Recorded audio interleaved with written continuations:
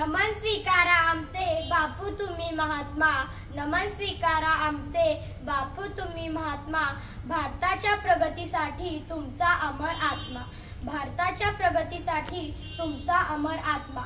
शांतीदूत तुम्ही देशाची शांततेची केली कामना, शांतीदूत तुम्ही देशाची शांततेची केली कामना, सत्य अहिंसेचा संदेश जागावली स्वातंत्र्याची भावना, सत्य अहिंसेचा संदेश जागावली स्वातंत्र्याची भावना।